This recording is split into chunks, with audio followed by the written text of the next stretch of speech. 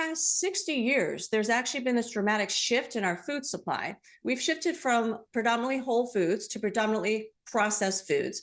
About 70% of our diet, 75% of our diet typically consists of processed foods, even including what we call now ultra processed foods.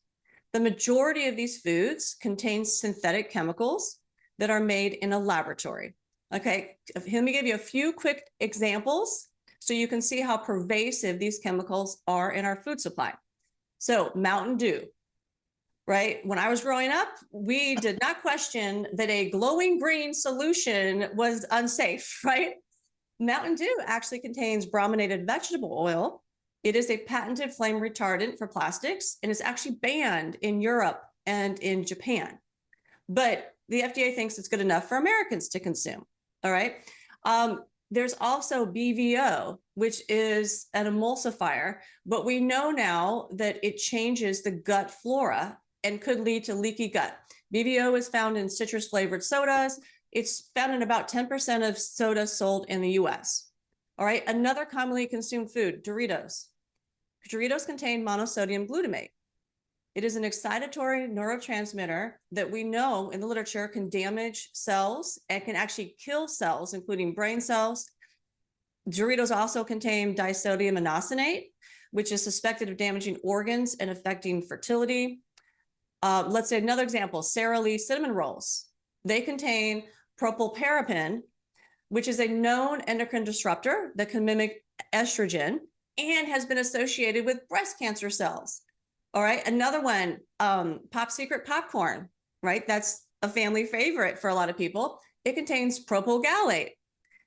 Now, the reason it contains that is because it prevents the fat from going rancid, but it's also linked to damaging DNA and killing human endothelial cells.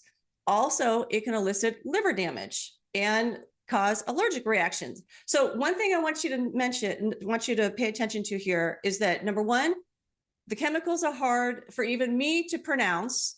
And I used to teach biochemistry, right? So these are hard to pronounce chemicals. That's your first clue that it's probably something you don't want to eat, right? Because that would never be that would never be naturally found in nature. The second thing is, I want you to keep this in mind, because as I'm going through this list, you might think, oh, she sounds like an alarmist, right? I'm eating Doritos, I'm eating, this popcorn, and I'm not keeling over and getting sick, right? What we're talking about here are the long-term health effects. We are not talking about an acute effect as though this is a poison. We are talking about the long-term consequences. And the problem is no one has looked at that. And that's where I want to go right now, is that these have not actually been tested for safety. Sina, before you jump in there, I think it's important for us to I don't know how to broach this particular idea, but as you go through that, you almost when you get this whole litany of things, my first reaction as just a regular eater is, are these companies trying to poison us? I mean, is there evil intent? And I think we need to understand there is no evil intent here. The reason that this stuff goes in processed food and it's not in a whole apple or a whole grape, the reason it's there is because it enhances taste, it stabilizes, it makes some sort of texture or stabilization factor in the process. And so it is the processing to keep it crisp, to keep it monosodium glutamate is a taste enhancer. Your taste buds actually like monosodium glutamate, and so it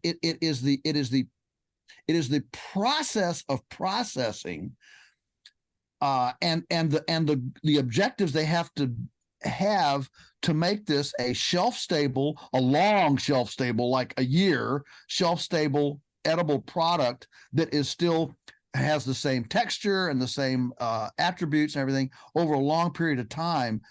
They're not trying to poison us. We're not saying these are evil people.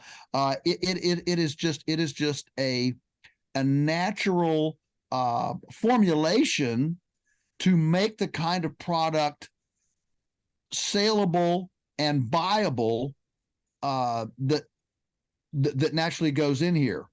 And so, you know,